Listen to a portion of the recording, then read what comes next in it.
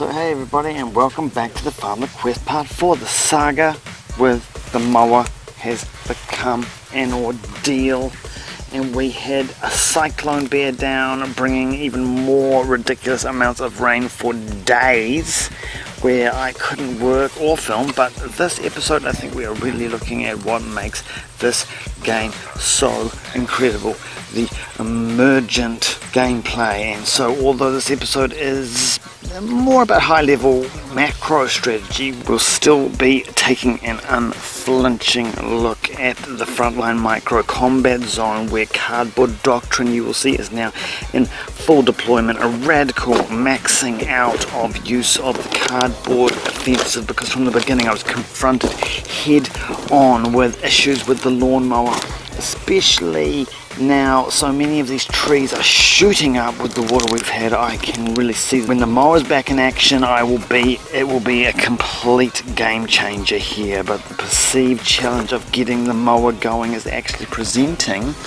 new opportunities to test how we are going to max out other techniques, so that when we do bring that mower sensationally back into the garden assault, we will have multiple options for deployment and engagement. Now, the mower provides necessary support for a minimum level of maintenance, which I am currently feeling desperately below. But I've been at this stage in the game so many times that I already know when I get the mower fixed, I'm going to have this whole place mowed up in a couple of days. Then I'm just going to be facing the same issues I have in previous games.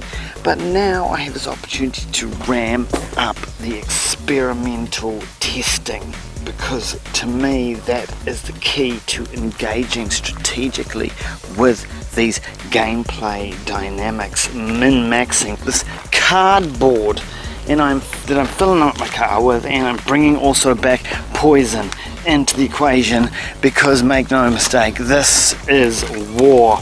But to mow and poison and cover the place in cardboard, that is not the dream, that is not the prize. No, this right here is the fight. This is war. I need to use the weapons on hand to win battles, so in future I don't need poison, I don't need cardboard everywhere, because the proper management of trees and animals is making maintenance of this place relatively easy in regards to the expanding scale of a premium outdoor environment. When I started this playthrough, my strategy focused on using the garden as a big bonus multiplier to max out the value of my buildings, to generate wealth, to reinvest. But what I see now, and this is what I love about grand strategy gaming, is that when the game dynamics are deep and complex, you can have full strategy shifts that rotate around a single idea. I love these games. So what I have seen now is so pivotal, is that when you make the garden beautiful, you make more work.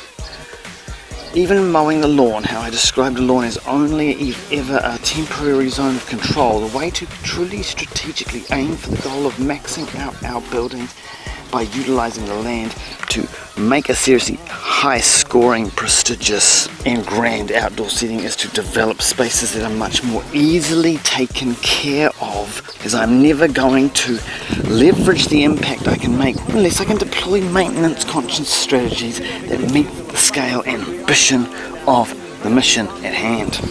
Because the garden may not be as pretty, sure, but if you balance that by being able to progress towards making the whole 2.5 acres feel like less of a paddock, you also get the efficiency gain that the environment is giving you bonuses and prestige, but you're doing less work to do that. So that's going to really compound, because it then frees your efforts for other areas you consolidate and expand.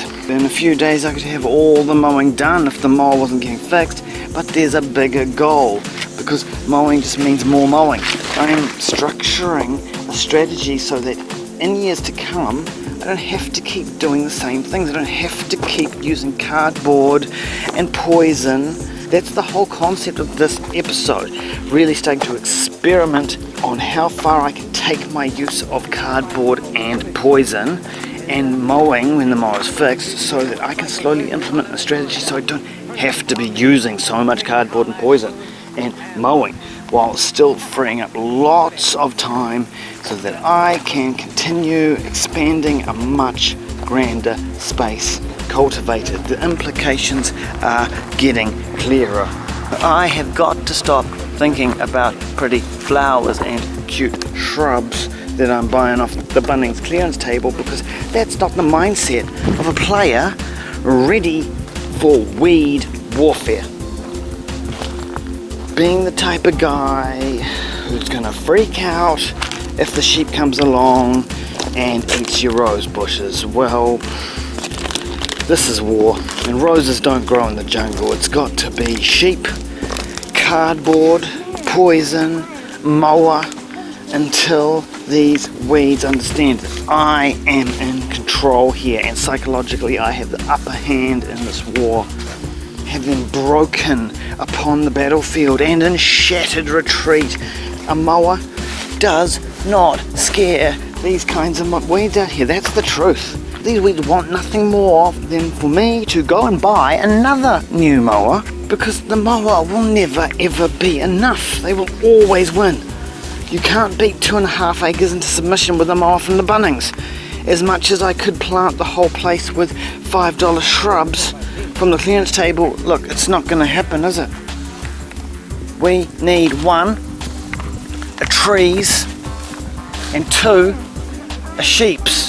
Having your trees and sheep game uptight does not mean you will not need a mower. It just means that you will be able to achieve great effect by doing very little. The sheep will happily eat a lot of shrubs and flowers, so there is much trial and error to come in order to have both nice plants and sheep grazing in coexistence. How these jigsaws fit together is something I need to think about in advance. Also, the standing retinue of seedling soldiers has seen most broccoli and tomato troops deployed to our various theatres of battle, streamlined. Many units have been deployed, but we also have to see it's a springtime strategy. Many of the tomatoes that I put out in spring are growing all over the place, and they give us a long run, but plants I put out now will be wiped out in winter anyway unless I can ramp up my greenhouse strategy. Then that's just not my focus. Maintenance strategy is my focus. It's all about getting trees going where in and around where these sheep are going to be in future, and creating very tight specialized zones for the more aesthetic stuff, for the food. Broad and general maintenance solutions at a scale, super low for effort, and low investment maintenance strategies ramped up to scale. This is now at the core of our doctrine. Making things beautiful is less important than making them manageable first, but we will get into the new opportunities that we've seen open up around this perimeter to ramp into enemy territory. Just as I mentioned in previous episodes, we'll take a look at how that's going on the battle lines, on the front lines of the Farmlet Quest. Next time, catch you then.